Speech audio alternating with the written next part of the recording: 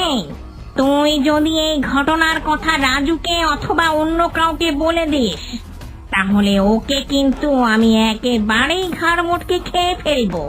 পুরুষের রক্ত না খেলে আমি আবার শান্তি পাই না।